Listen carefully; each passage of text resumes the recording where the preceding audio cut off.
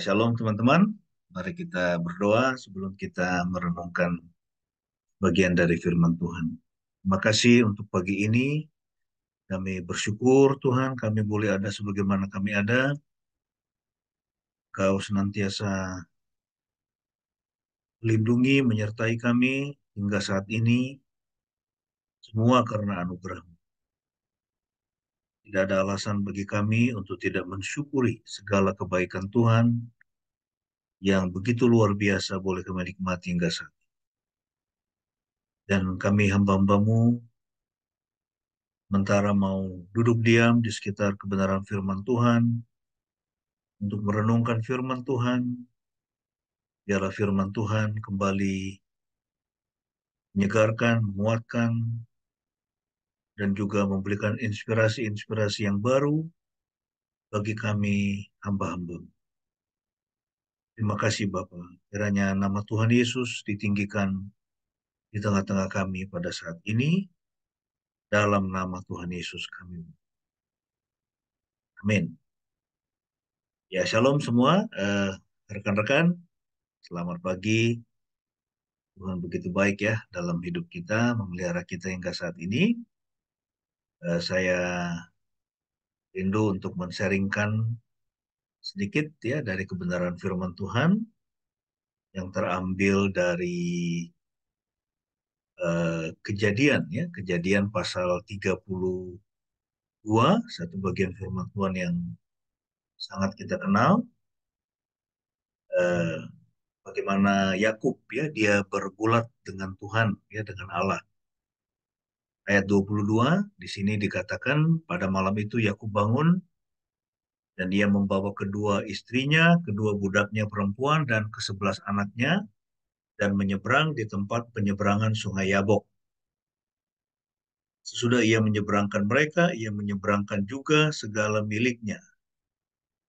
Lalu tinggallah Yakub seorang diri, dan seorang laki-laki bergulat dengan dia, sampai fajar menyingsing.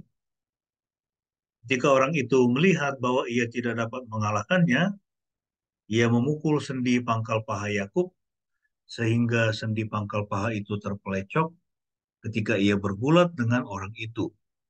Lalu kata orang itu, biarkanlah aku pergi, karena fajar telah menyingsing. Saud Yakub, aku tidak akan membiarkan engkau pergi, jika engkau tidak memberkati aku. Bertanyalah orang itu kepadanya, siapakah namamu? Sahutnya, Yakub. Lalu kata orang itu, namamu tidak akan disebutkan lagi Yakub, tetapi Israel, sebab engkau telah bergumul melawan Allah dan manusia, dan engkau menang. Bertanyalah Yakub, katakanlah juga namamu. Tetapi sahutnya, mengapa engkau menanyakan namaku? Lalu diberkatinya lah Yakub di situ. Yakub menamai tempat itu Peniel, sebab katanya, aku telah melihat Allah berhadapan muka, tetapi nyawaku tertolong. Lalu tampaklah kepadanya matahari terbit ketika ia telah melewati Peniel, dan Yakub pincang karena pangkal pahanya. Itulah sebabnya sampai sekarang orang Israel tidak memakan daging yang menutupi sendi pangkal paha, karena dia telah memukul sendi pangkal paha Yakub pada otot pangkal pahanya. Ya, kita semua tahu konteks daripada perikop ini ya, yaitu Yakub jika dia kembali ke tanah Kanaan ya, ke tanah perjanjian ya, lalu kemudian dia mendengar bagaimana ketika dia mengirim utusan ya, lalu kemudian utusan itu pulang, ayat yang ke-6, dan berkata, kami telah sampai kepada kakakmu, kepada Esau, dan ia pun sedang di jalan menemui engkau diiringi oleh 400 orang. Ya, ini ngapain ini kakaknya ya, yang sebelumnya sudah dia kelabui ya demi berkat kesulungan ya, lalu kemudian datang menghampiri dia dengan 400 orang ya. Ya, aku pasti tahu, wah, ini pasti dia mau membunuh saya ini ya, menghabisi saya ya, sehingga ayat 7 di situ dikatakan, lalu sangat takutlah Yakub dan merasa sesak hati, maka dibaginyalah orang-orangnya yang bersama-sama dengan dia kambing dombanya, lembu sapi dan untanya menjadi dua pasukan ya. Dan nanti kita melihat setelah itu bagaimana dia dengan hikmatnya sendiri ya, dia membagi-bagi itu orang-orangnya termasuk istrinya, anaknya, lalu kemudian mana yang akan diberikan kepada Esau ya demi dalam tanda kutip memanipulasi Esau ya supaya kemarahannya itu bisa reda. Ya, jadi di sini Yakub dia berusaha dengan hikmatnya sendiri ya, dengan eh, kecerdikannya sendiri ya untuk menyelamatkan nyawanya. Nah, kita akan bersama-sama melihat apa yang bisa kita pelajari dari teks ya Yakub ini. Dia bergulat ya eh, untuk mendapatkan berkat.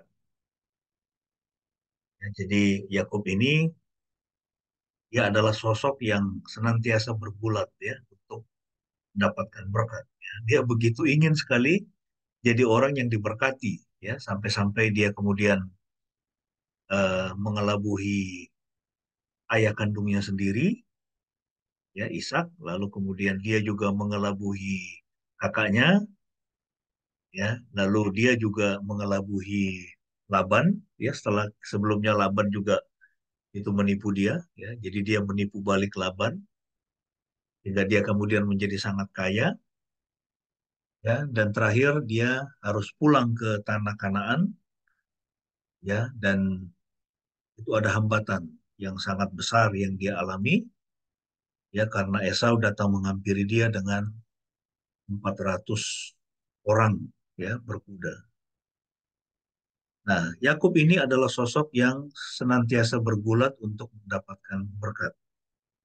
Dan Yakub dalam perjalanan menuju Kanaan setelah dia menyelesaikan perselisihannya dengan Laban, kemudian dia mendekati tanah Kanaan, dia menyuruh mengirim utusan ke Padang Edom ya untuk menemui Esau.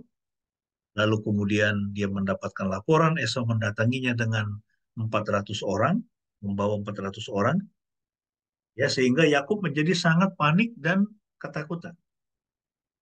Ya, dia menjadi sangat panik dan ketakutan. Kadang-kadang Tuhan mengizinkan di dalam hidup kita, kita mengalami saat-saat yang sulit, saat-saat yang sulit, saat-saat yang dalam tanda kutip mungkin menakutkan, untuk memberitahukan kita akan sesuatu, ya, atau dia ingin menyampaikan sesuatu, atau dia mau supaya kita memberikan perhatian. Ya. Dan ini kadang-kadang situasi sulit ini Tuhan izinkan supaya kita bisa masuk ke dalam zonanya dia, ya zonanya Tuhan. Ya, kita punya kecenderungan merasa aman, ya merasa tenang, ya di zona nyamannya kita. Ya semua kita pasti punya zona nyaman. Ya, tapi di zona nyamannya kita itu biasanya ya itu tidak banyak progres yang bisa kita lakukan ya, untuk pekerjaan Tuhan. Ya, dan juga untuk pertumbuhan kehidupan pribadi maupun kehidupan pelayanan kita. Sehingga banyak kali Tuhan harus mengeluarkan kita dari zona nyamannya kita. Ya. Di zona nyamannya kita, kita tidak terlalu membutuhkan Tuhan. Ya. Kita mungkin masih bisa dengan hikmat dan kekuatan kita sendiri. Ya. Tapi karena Tuhan mau kita mengalami pertumbuhan, Dia membawa kita keluar dari zona nyamannya kita ke zonanya Dia. Ya. Dan di zonanya Tuhan, kita tidak bisa melakukan apapun. Kita tidak akan berdaya tanpa pertolongannya, ya, tanpa hikmat.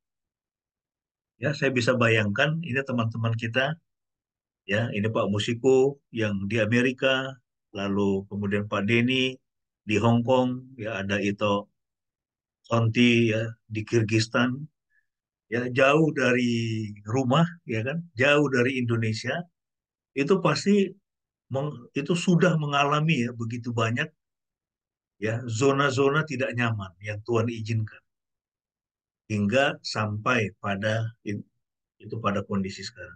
Dan saya percaya juga semua kita pasti dalam pelayanan mengalami seperti itu ya, tapi yang di luar negeri itu pasti punya itu pergumulan tersendiri ya, nggak mudah ya hidup di negara orang.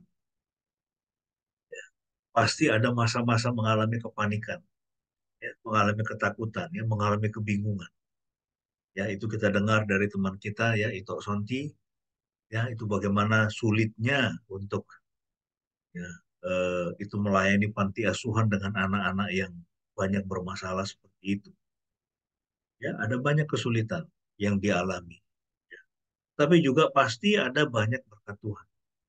Ada banyak pertolongan Tuhan yang itu banyak kali ya itu terjadi secara supranatural. Nah, Yakub ini kalau kita belajar, dia bergulat untuk mendapatkan berkat, ya dia begitu merindukan berkat, ya tetapi dia berusaha mendapatkannya dengan hikmatnya sendiri, dengan caranya sendiri, ya. Dan sering sekali yang terjadi itu caranya itu mentok, ya kan? Ya, itu mendatangkan kesulitan bagi dirinya, ya. Dia sampai kemudian, ya, itu abangnya si Esau itu bersumpah dia, ya setelah berkat kesulungan itu dia rampas, kemudian dia juga harus lari dari Laban, ya karena memang orang kalau yang banyak akal-akalan itu pasti akan juga banyak berkonflik ya dengan orang lain.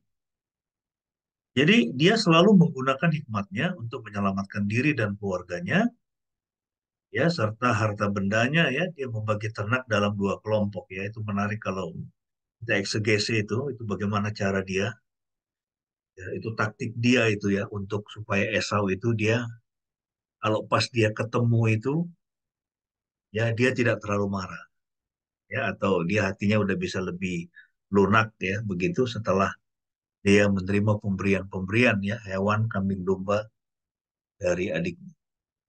Jadi Yakub ini dia sosok yang selalu menggunakan hikmatnya sendiri ya pintarnya sendiri. Nah ada tiga pelajaran rohani yang bisa kita pelajari dari kisah Yakub ya dia bergulat untuk mendapatkan berkat ya, dan dalam bagian yang terakhir dia bergulat dengan Tuhan. Yang pertama adalah pelajaran rohani yang pertama bahwa di luar tanah perjanjian, Yakub itu dia merasa terasing. Ya, kita tahu bahwa dia itu kan dari Mesopotamia itu ya. Dari tempatnya si Laban itu dia harus kembali ke tanah perjanjian, ya. Mengapa? Karena dia belum berada di tanah perjanjian, ya. Sementara tanah Kanaan itu adalah tanah yang sudah Tuhan janjikan ya sejak Abraham kakeknya, kemudian Esau dan dia. Dan ketika dia hidup di luar tanah perjanjian, dia merasa sebagai orang asing. Ya, dia merasa sebagai orang asing dan dia membutuhkan pembebasan. Ya, karena dia belum berada di tanah perjanjian. Nah, saya pikir ini satu bahan perenungan yang penting untuk kita.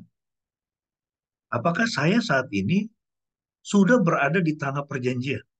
Ya, apakah itu pelayanan yang saya kerjakan saat ini?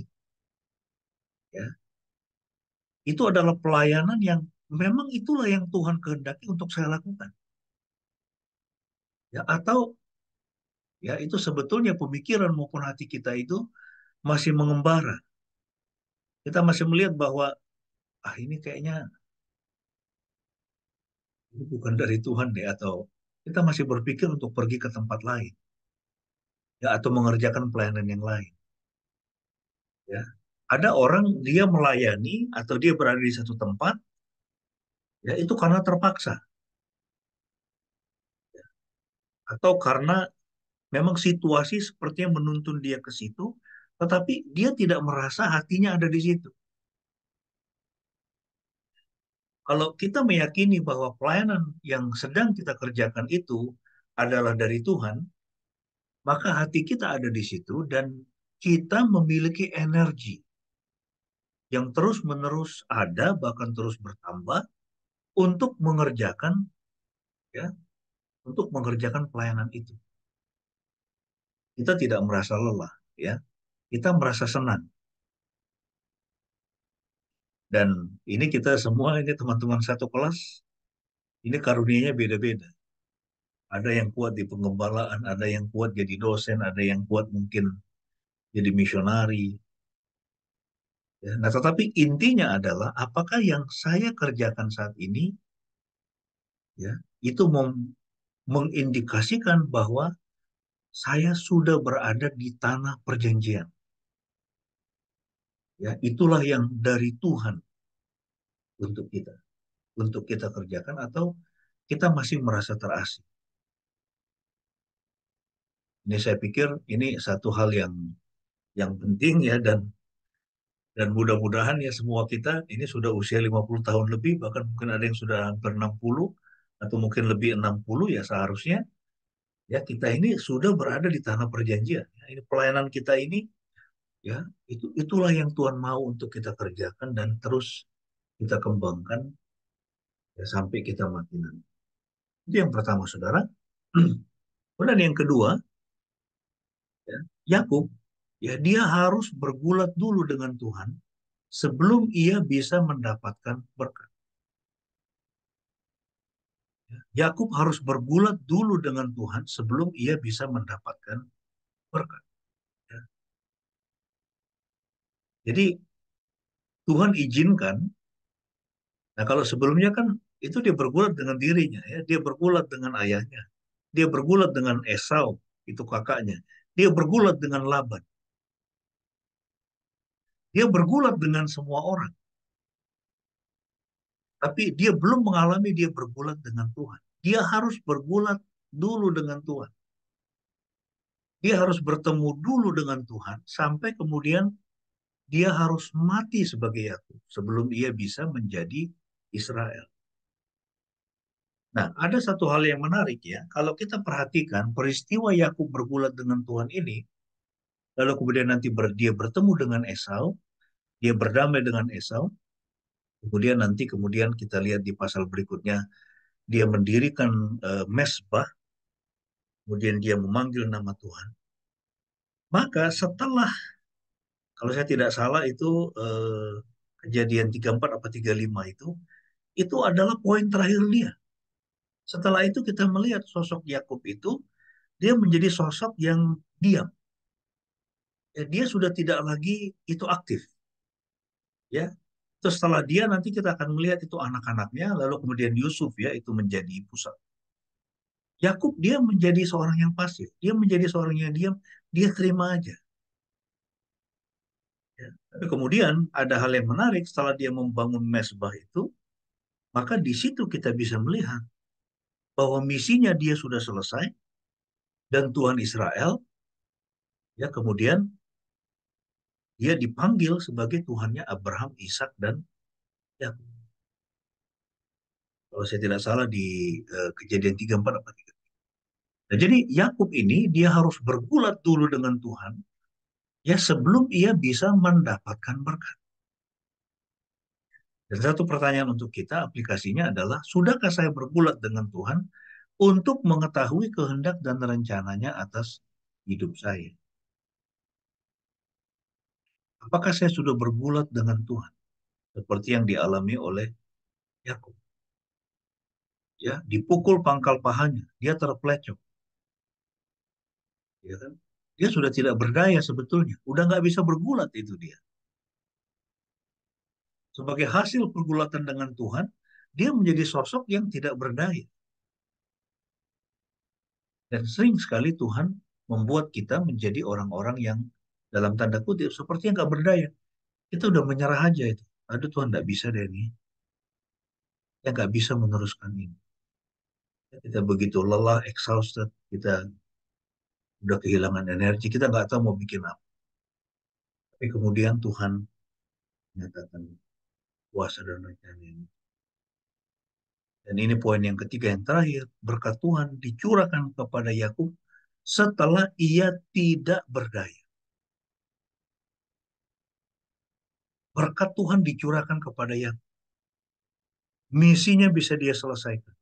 Dia bisa kembali ke tanah perjanjian, dia bisa berdamai dengan Esau, setelah dia menjadi orang yang tidak berdaya, setelah dia terpelencong.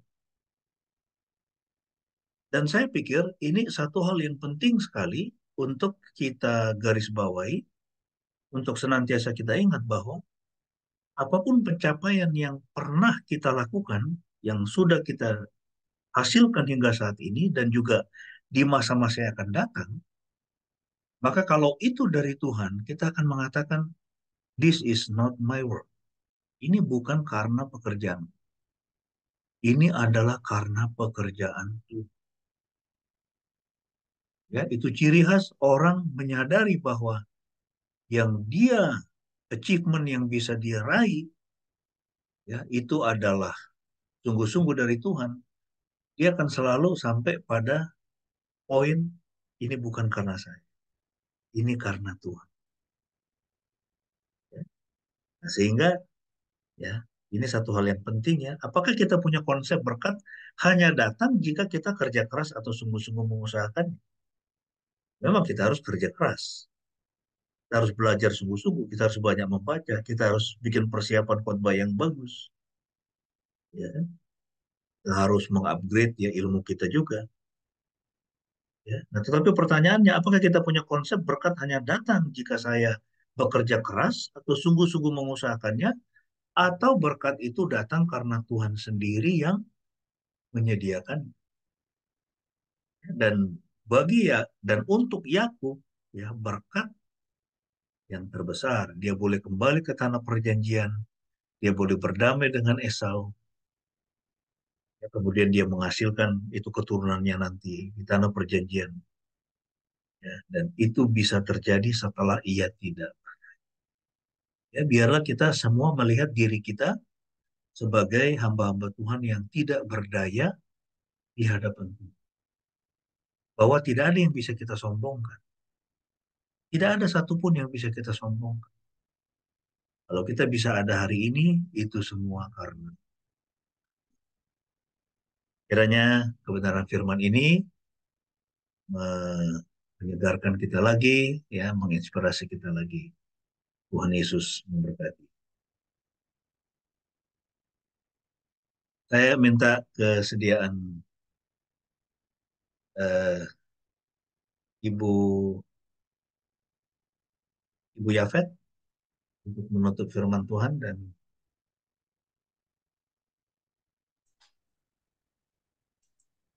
Saya ya. ya.